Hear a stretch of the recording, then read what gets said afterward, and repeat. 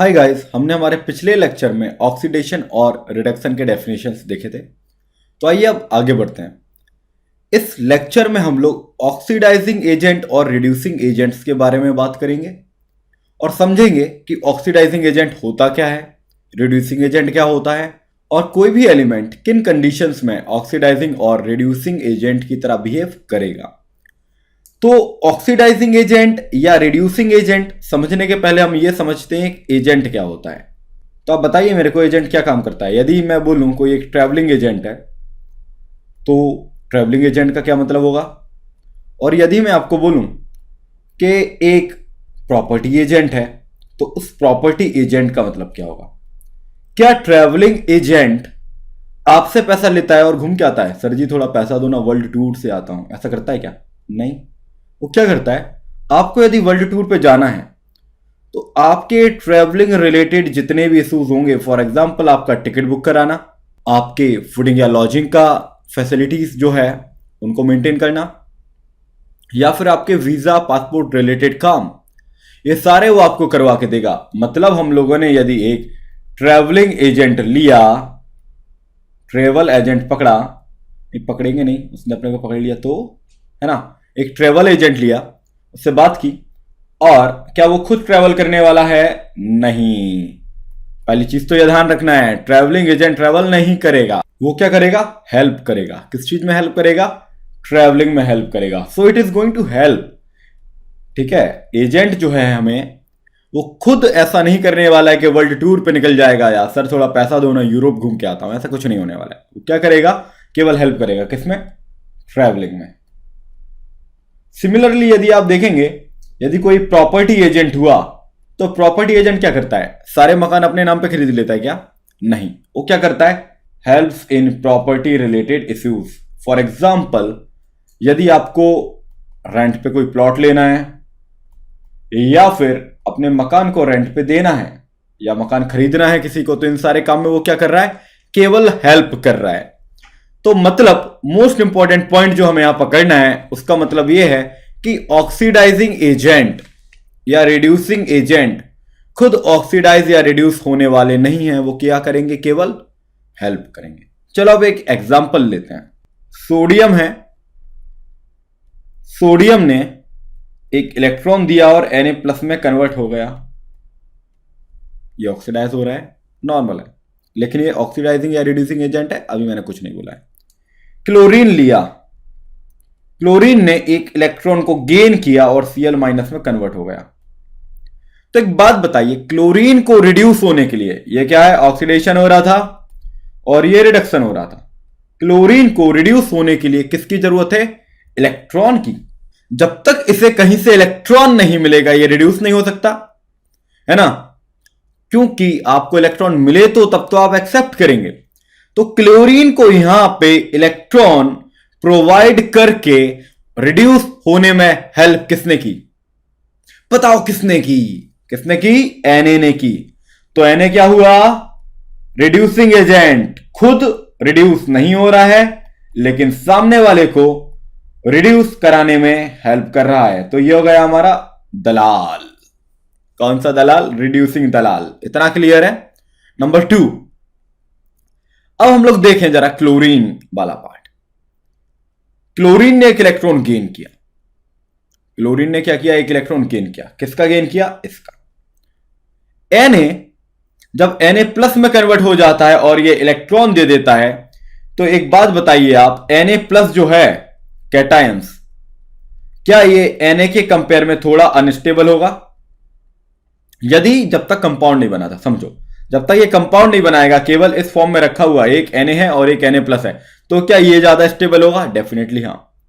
क्योंकि यदि मान लो इसके पास से कोई चार्ज निकलता है Cl- के पास से, तो ये उसकी साइड अट्रैक्ट नहीं होने वाला है, लेकिन ये हो जाएगा तुरंत, टू गेन द स्टेबिलिटी, है ना। मतलब definitely this one is less stable as compare to this.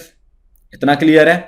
तो देखो, यदि ये इलेक्ट्रॉन अब ट्रैप ना करे कोई, यदि ये इलेक्ट्रॉन कोई एक्सेप्ट ना करे और यहीं बैठा रहे, तो Na+ क्या करेगा? तुरंत इसको गेन करेगा और दोबारा Na में कन्वर्ट हो जाएगा। ऐसा हो जाएगा, है ना। यदि ये इलेक्ट्रॉन कोई गेन ना करे तो Na क्या करेगा? तुरंत अपना इलेक्ट्रॉन गेन करेगा और Na में आ जाएगा। Na+ से Na में आ जाएगा। तो ये जो प्रोसेस है Na+ एक इलेक्ट्रॉन गेन करके Na में कन्वर्ट हो जाए, इसको रोक कौन रहा है? Cl रोक रहा है। कैसे? Bye capturing the electron. कैसे रोक रहा है? Bye capturing the electron. For example, chlorine ने जैसे इलेक्ट्रॉन गेन कर लिया, फिर Na+ क्या गेन करेगा? बाबा जी का ठुल्लू? नहीं, ज्यादा हो गया।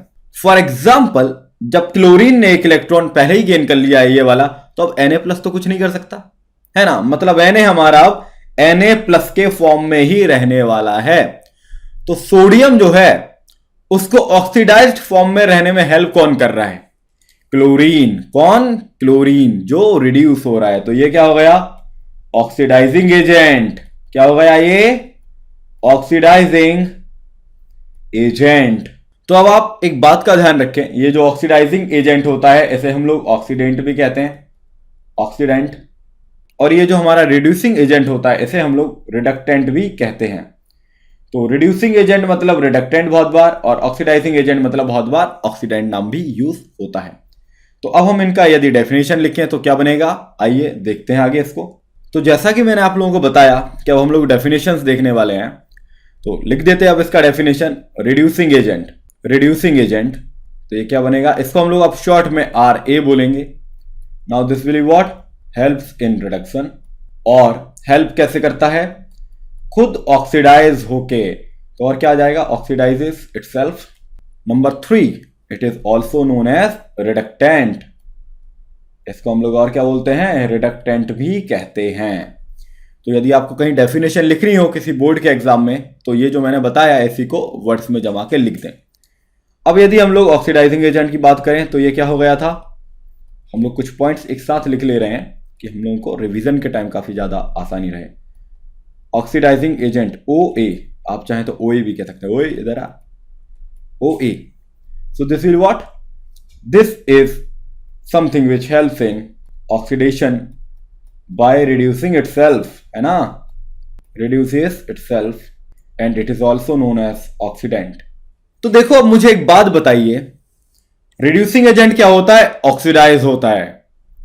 अब एक बात बताओ, यदि Na के ऊपर +1 चार्ज है तो क्या ये इलेक्ट्रॉन दे सकता है? फर्दर ये Na2 प्लस इलेक्ट्रॉन में कन्वर्ट हो सकता है? नहीं। क्यों नहीं? क्योंकि sodium is in its maximum oxidation state. Sodium किसमें? अपना मैक्सिमम ऑक्सीडेशन स्टेट में है। इसका मतलब क्या हुआ कि यदि कभी भी कोई एलिमेंट अपने मैक्सिमम ऑक्सीडेशन स्टेट में हुआ तो फर्दर ऑक्सीडाइज नहीं होगा। मतलब in maximum oxidation state it will not act as a reducing agent, क्योंकि ये ऑक्सीडाइज नहीं हो सकता है। इतना क्लियर है?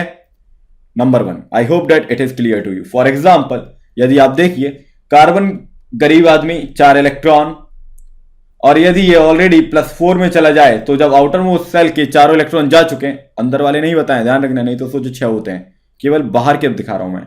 जब इसके चारों इलेक्ट्रॉन चले गए और ये C+4 में आ गया तो फिर कैसे इलेक्ट्रॉन देगा भाई? है ना, क्लियर है? मतलब ये आगे ऑक्सीडाइज नहीं होगा, और ऑक्सीडाइज नहीं होगा तो एज अ रिड्यूसिंग एजेंट काम नहीं करेगा। लेकिन वन मोर थिंग, क्या Na+ एक इलेक्ट्रॉन को गेन करके Na में कन्वर्ट हो सकता है? डेफिनेटली हां, हो सकता है ना। तो देखो, अब यदि कोई एलिमेंट, समझना, कोई यदि एलिमेंट मैक्सिमम ऑक्सीडेशन स्टेट में है तो ऑक्सीडाइज नहीं हो सकता बट रिड्यूस हो सकता है, और ये रिड्यूस हो सकता है which means that it can act as a oxidising agent. इतना क्लियर है? I hope that it is clear to you till now, otherwise मैं एक बार और बोल के बता दूंगा। अब देखते हैं मिनिमम ऑक्सीडेशन स्टेट में क्या होगा। Minimum oxidation number, for example हमें मालूम है क्लोरीन जो होता है उसके पास पहले से ही आउटर मोस्ट शेल में 7 इलेक्ट्रॉन होते हैं। मान लेते इसने एक और गेन कर लिया और ये Cl- के फॉर्म में है अब, है ना। क्या हुआ? एक इलेक्ट्रॉन ये व्हाइट वाला गेन कर लिया, 8 इलेक्ट्रॉन आ चुके हैं, मतलब ऑक्टेट कंप्लीट हो चुका है। एक बार इसका ऑक्टेट कंप्लीट हो चुका है तो क्या अब ये फर्दर रिड्यूस होगा? क्या आगे ये इलेक्ट्रॉन गेन करेगा? नहीं। वैसे भी मैंने आप लोगों को बताया हुआ है कि मिनिमम ऑक्सीडेशन स्टेट के बाद रिडक्शन पॉसिबल नहीं होता है। अब ये फर्दर यदि रिड्यूस नहीं होगा, इसका मतलब क्या है? Now this can not act as a oxidising agent. But हमें मालूम है क्लोरीन Cl- के यदि फॉर्म में है तो 2 Cl- हमारे Cl2 में कन्वर्ट हो सकते हैं और 2 इलेक्ट्रॉन ऐसे लूज भी कर सकते हैं, है ना? कम से कम कुछ नहीं तो अपने नेचुरल स्टेट में तो जा ही सकता है ना भाई, जीरो ऑक्सीडेशन स्टेट में तो आ ही सकता है ना। कोई प्रॉब्लम है? नहीं है। मतलब it can act as a reducing agent and oxidise itself. I hope that it is clear to you till now. अब एक और एग्जाम्पल पकड़ते हैं। कौन सा एग्जाम्पल पकड़ते हैं? मान लेते हैं हम लोगों ने कि यहां पे क्लोरीन का एग्जाम्पल ले लिया। तो आपको मालूम है कि क्लोरीन ऑक्सीडाइज होके +7 में भी जा सकता है और रिड्यूस होके -1 में भी जा सकता है। मतलब यदि ये इंटरमीडिएट ऑक्सीडेशन स्टेट में है तो ऑक्सीडाइज भी हो सकता है और रिड्यूस भी हो सकता है। इंटरमीडिएट का मतलब होता है बीच वाला ऑक्सीडेशन स्टेट, मतलब ना तो मिनिमम ऑक्सीडेशन स्टेट हो और ना ही मैक्सिमम, कोई बीच वाला ऑक्सीडेशन स्टेट हो। तो in that case it act as a both oxidising agent और रिड्यूसिंग एजेंट। डिपेंड इस बात पे करेगा कि किससे रिएक्ट कर रहा है। यदि सामने वाला ऑक्सीडाइजिंग एजेंट होगा तो ये रिड्यूसिंग एजेंट की तरह बिहेव करेगा, वो रिड्यूसिंग एजेंट होगा तो ये as a oxidising agent behave करेगा। तो आइए एक बार स्पीड में देख लेते हैं। Reducing agent is any substance which helps in reduction, it oxidises itself and also known as reductant. अब देखो ये कौन हो सकता है? रिड्यूस होने के लिए ऑक्सीडाइज होना जरूरी है। अब कोई भी एलिमेंट यदि मैक्सिमम ऑक्सीडेशन स्टेट में पहुंच गया तो ऑक्सीडाइज नहीं होगा, मतलब it can not act as a reducing agent. But electron तो गेन कर सकता है और इलेक्ट्रॉन गेन करेगा तो एज अ ऑक्सीडाइजिंग एजेंट काम करेगा। सिमिलरली ऑक्सीडाइजिंग एजेंट कौन होगा? जो ऑक्सीडेशन में हेल्प करे, अपने आप को रिड्यूस कर ले, और ऑक्सीडेंट भी इसको कहते हैं। अब जो अपने आप को रिड्यूस करेगा डेफिनेटली वो मिनिमम ऑक्सीडेशन स्टेट में नहीं होगा, ठीक है? मतलब वो एज ऑक्सीडाइजिंग एजेंट काम नहीं कर सकता है। वो क्या होगा? या तो कोई इंटरमीडिएट ऑक्सीडेशन स्टेट में होगा तब काम करेगा, या फिर मिनिमम ऑक्सीडेशन स्टेट में होगा तो केवल रिड्यूसिंग एजेंट की तरह काम करेगा, केवल इलेक्ट्रॉन को डोनेट करेगा। I hope that it is clear to you till now.